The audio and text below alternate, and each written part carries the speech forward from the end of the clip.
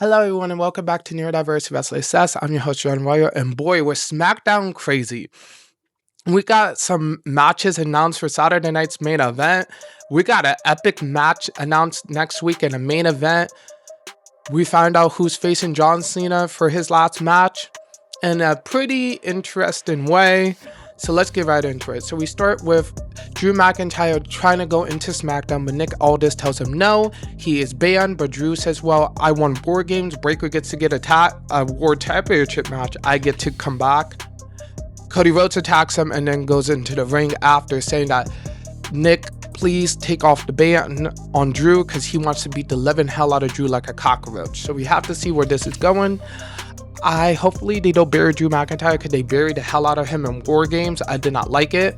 So hopefully Drew gets the upper hand because I do not like how they're burying Drew so far. So hopefully we see more Drew. Then y'all, the Terror Twins are back together. Damian Priest says Black and Vega made the biggest mistake coming after him, thinking he not have backup. And Rhea Ripley says she faced Vega once or twice before and she lost.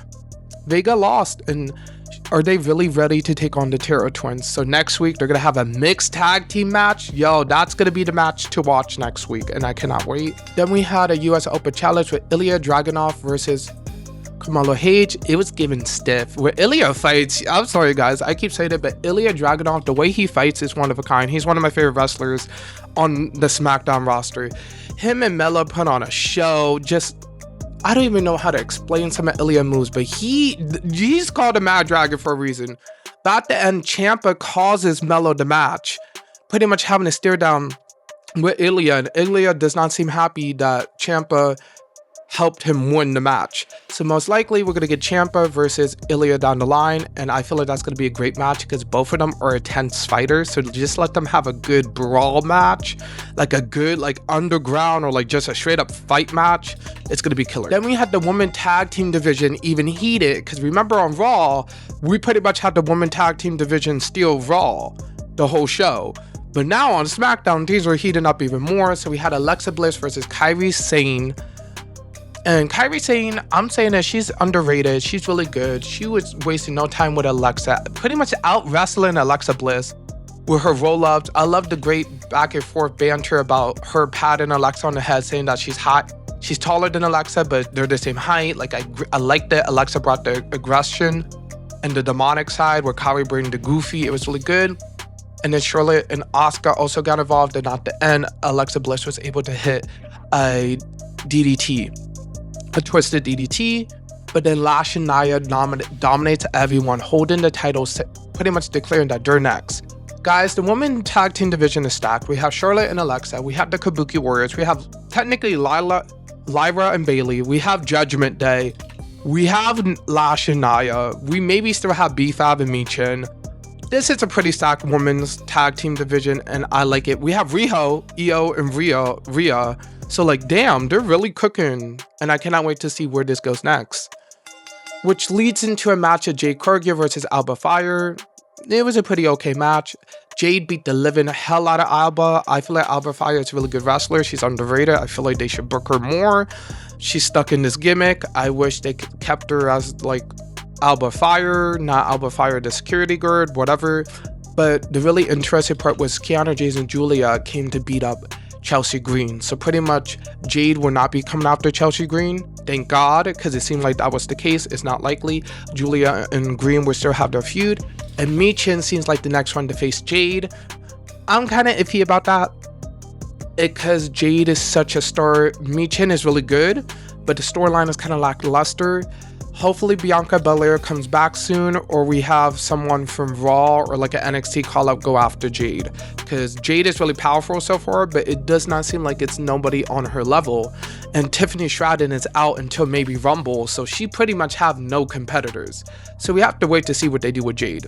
And then we got some epic news. So Cody Rhodes is backstage with Nick Aldis. He walks into the room with Ricky Sates and Oba Femi, and he pretty much tells him whoever wins at Deadline, he's gonna face them at Saturday night's main event. Because like what John Cena did, he gave people opportunities. So Cody wants to bring the holiday joy and give one of the NXT men an opportunity against him. That's pretty big. Not just that, We also find out backstage that Bayley is going to have a match, and Bayley says who it is, and Nick Aldis says, well, someone from NXT, it would be Saruka. So Saruka walks in. Saruka's really happy about the match. Bayley says, it's not like the NXT women's locker room. You need to deserve your spot. And Soul says, I'm going to prove that I deserve my spot.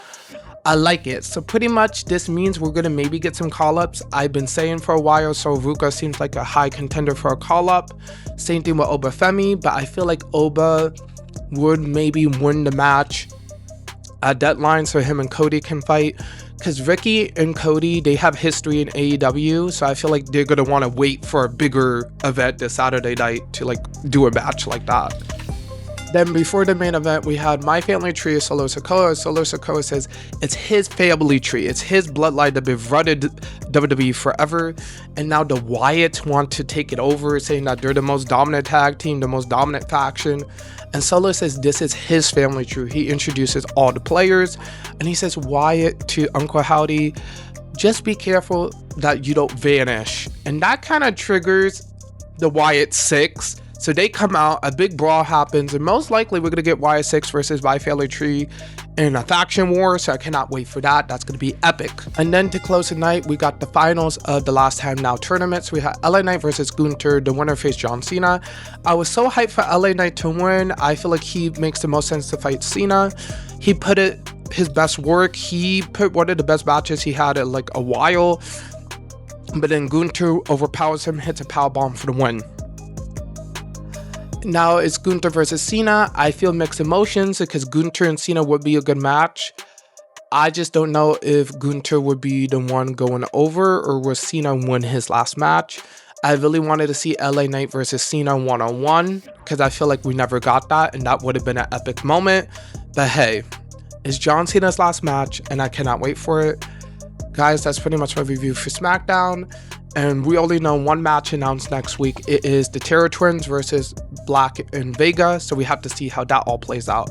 So hopefully you guys enjoyed the video, and I will see you guys next time. Because boy, next week is stacked. We have Saturday night's main event. Not just that, we have the aftermath of Deadline. Go watch my NXT and TNA review, because pretty much an honor war is about to happen, especially with the Mike Santana storyline with NXT, so that's something to look forward to. Evolve is getting really crazy as well. Pretty much, we have a lot of stuff going on in WWE as well as pro wrestling, so I cannot wait to review more of it, and I will see you guys next time.